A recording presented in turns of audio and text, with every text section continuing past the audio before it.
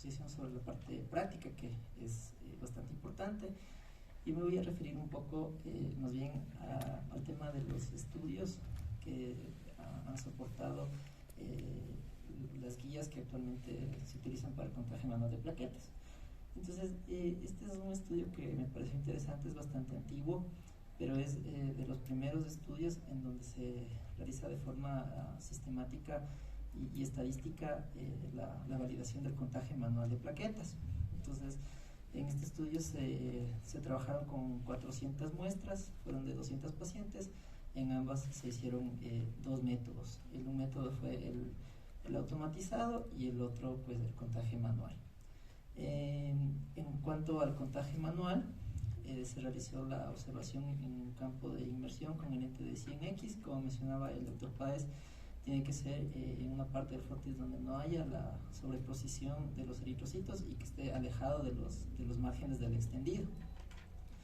Entonces, con este contagio se hizo un análisis de regresión para despejar esta fórmula. Entonces, en esta fórmula X es el contagio electrónico de plaquetas, que nos debería dar lo mismo que la multiplicación de las plaquetas que vimos en el frotis más multiplicado por una constante. Entonces, lo que hizo este artículo fue sacar esta constante, de donde tenemos este valor para multiplicar el valor que nosotros contamos. Entonces, aquí vemos una curva donde podemos observar que hacia arriba están las plaquetas que fueron contadas automáticamente por el contador automatizado, y hacia abajo podemos ver las plaquetas que fueron contadas por el método manual. Entonces, como podemos observar, la linearidad es bastante similar. Entonces tienen como que un parámetro muy parecido entre ellas, y por eso se vio que se correlacionan ambos métodos. Esta linearidad se calcula con un dato que es la pendiente de esta curva. Entonces, algunos estudios han encontrado esta pendiente en 2200, 1800, pero este estudio principalmente lo encontró en 1900. Entonces, a raíz de este valor de 1900 es que se redondea y se saca esta constante de 2000 plaquetas. Entonces, si nosotros contamos 100 plaquetas en 10 campos de inmersión y lo multiplicamos por 2000, tendremos un contagio manual de 200.000 plaquetas, que es lo que básicamente hacemos. Para simplificarlo un poco más, lo que actualmente hacemos es hacer un promedio de los 10 campos. Entonces, digamos que el promedio de los 10 campos que contamos fue 7, por ejemplo. Entonces, para no multiplicar el total de los 10 campos, se saca el promedio y multiplicamos por 20.000. Entonces, si el promedio de los 10 campos fue 5, el contagio será 100.000, 4, 80.000 y así sucesivamente. Entonces, esta manera está descrita en la mayor parte de guías de laboratorio, y esta es la justificación pues, estadística y analítica de donde se obtiene este valor para multiplicar las plaquetas. Este es un estudio un poco más reciente, del año 2019. Es un estudio, la verdad se correlaciona con nuestra realidad, porque es un estudio en la India, en países que igual pues a veces puede que tengan limitación para un contagio automatizado, no tienen un contador automatizado en todas las partes del país, y básicamente comparó también el contagio automatizado con el contagio manual.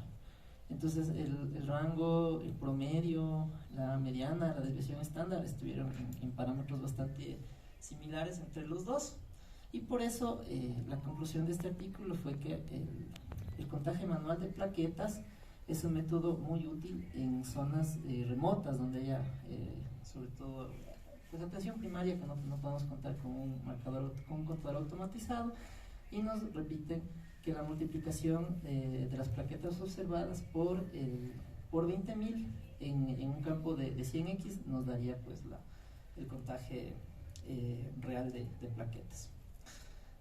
Por último, a veces, sobre todo en la práctica cotidiana acá en laboratorio, tenemos a veces un poco de preguntas por el otro método de contagio, en el que se toma en cuenta la hemoglobina para tener el valor de las plaquetas. Entonces, inicialmente sí hubo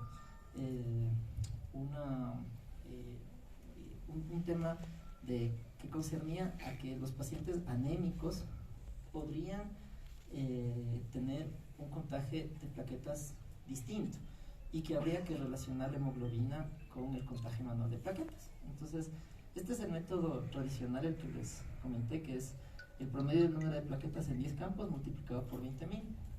Y existía este método alternativo en el que se toma en cuenta la hemoglobina. Entonces se cuentan 10 plaquetas multiplicado por la hemoglobina y luego multiplicado por 1000, ¿sí? Entonces ambos métodos se han utilizado en el laboratorio, pero este estudio compara ambos métodos. Entonces aquí vemos la linealidad del primer método. Como vemos arriba, las plaquetas contadas con el contador automatizado, y abajo contados con el método manual número 1. Entonces es bastante similar. Sin embargo, el método número 2, cuando hacemos el contagio basado en hemoglobina, los puntos se dispersan bastante. Entonces no nos dan valores muy similares a los que nos da el contagio automatizado. Aquí podemos ver una tabla donde incluso se hicieron una comparación de subgrupos y se puso a los pacientes que tenían anemia para ver si efectivamente estos pacientes con anemia había una mayor variación. Entonces los grupos impares, el grupo 1, el 3 y el 5, son pacientes que tienen anemia, hemoglobina menos de 13. Y aquí podemos ver que sí existe una gran variación en ambos métodos. Por ejemplo, en el grupo 1, el contagio automatizado contó 107.000 plaquetas.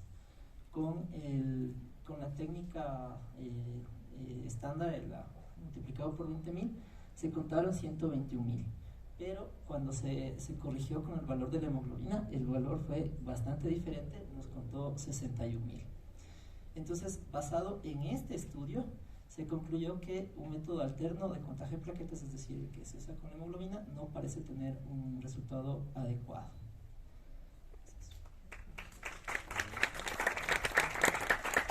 Preguntas luego para el panel, por favor. Continuamos con el doctor